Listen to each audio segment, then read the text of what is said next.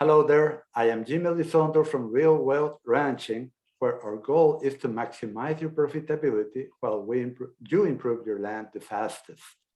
Today, we are on a laser coach session with Abe from Northeast Minnesota. Abe, could you please tell us a little about you and your grazing operation? Hi, my name is Abe. Our grazing operation deals with short summer grazing period on very sandy soils on one portion of our farm, and that is what we struggle with most, is regenerating those soils to produce a higher quality forage for the cattle to consume. Okay, and you have a long cold winter, wet spring, sometimes a dry summer and hotter, and a somewhat wet fall. And you get 30 inches average rainfall. So that's pretty good. And you have a cool season grasses and legumes, right? Yes. Okay. Have you noticed a different species composition in your sandy soil compared with your other half of the farm that is not so sandy? Yes, the quality of the forage is not as good quality, very weedy. We struggle with spotted knapweed. Mm-hmm. And the grasses that grow are not high yielding. And the density of the plants, it's a low density. So we struggle to graze it evenly, non-selectively, because it's of such poor quality. And then there's not much biomass there to lay down to armor the soil. Yeah, but the species, are they the same in both sides? Similar, but less legumes on the sandy. We generally have a lot of red clover, bird's foot trefoil, and white clover, and the cool season grasses. Which are? A lot of bluegrass, timothy, Brome? some brome, not so much on the sandy ground. The brome is more on the heavier ground. Orchard grass? Some orchard, a little bit of reed canary grass. Mm-hmm. And Okay. Then I'm going to start answering. There.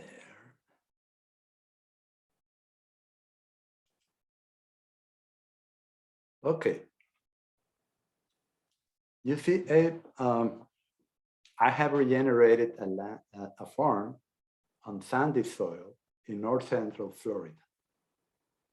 And I had the same problems that you're having right now, but this farm had been the soil life had been totally destroyed by excess applications of glyphosate and other chemicals, as this was a tree nursery.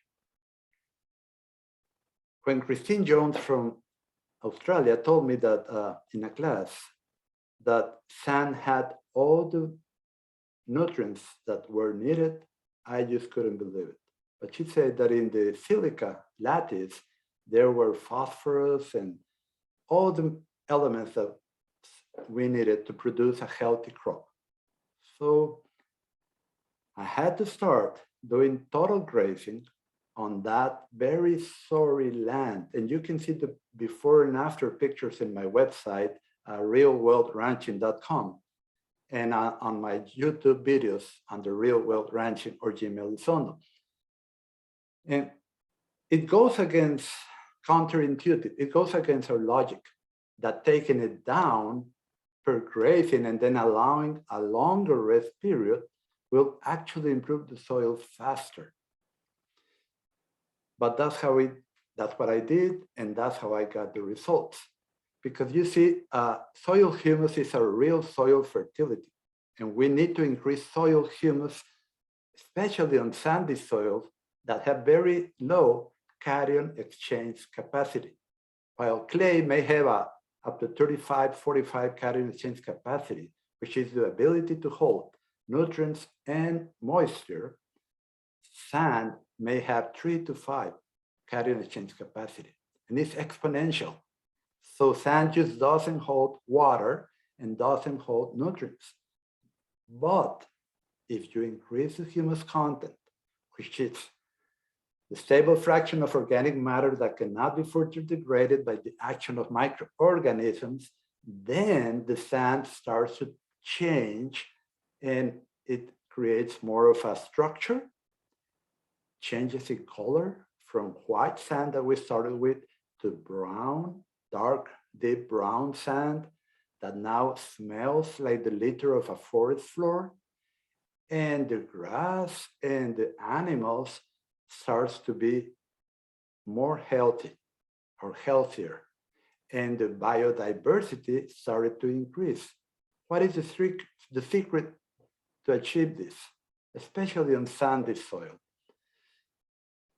You need to harvest as much or many cow days as possible per grazing per acre. And we do that in the total grazing, under total grazing, which means a high harvest efficiency program. Now, when we think about a high harvest efficiency, we tend to not look into the consequences for the rest of the farm. If we do a selective grazing, when we only take the top and move the animals to another paddock, we need to come back faster. And the definition of overgrazing is returning to regraze a plant before it has fully recovered. And that's what happens when we do selective grazing and then we have a drought, or when we do selective grazing and we have a high stocking rate, which is required for profitability.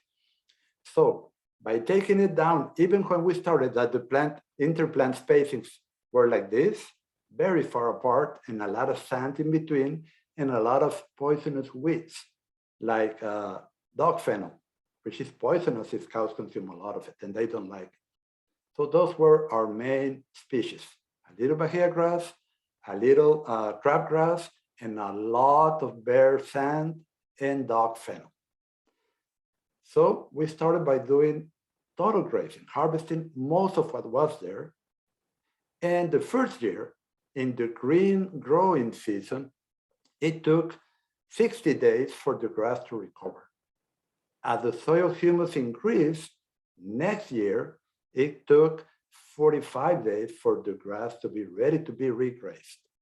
Next year, 35, next year, 30, and the fifth and sixth year, 21 days. That's because humus releases nutrients on demand and moisture on demand. So the grass can grow much healthier and much faster. Now, another thing we achieve when we take the grass down, we remove the stems. Not only do we get more cow days per acre, but by removing the stems along with the leaves, the plant can hold to the energy that it has stored in the ground and roots. The ground and roots is where the plant stores its energy. Energy produced by green leaves in photosynthesis, less the energy consumed by stems and brown leaves by respiring is the energy that is left to produce more forage and to store it underground. Growing points are close to the surface, to the soil surface. So we want to take the residue off so the growing points can get sunlight and do not die and increase the interplant spacing. So it all comes together to how nature designed it, or God designed it, and how the plant's basic plant physiology works. They need to grow tall so the roots can grow deep and strong. We need to harvest as many cow days as possible per grazing, so it will take longer to come back and it can grow taller and stronger roots, and we can have the opportunity to stockpile large areas of the farm for winter use and summer slump use. So all this comes together in the total grazing program. So I will invite you to take the Total Grazing Online course, where this is explained in detail.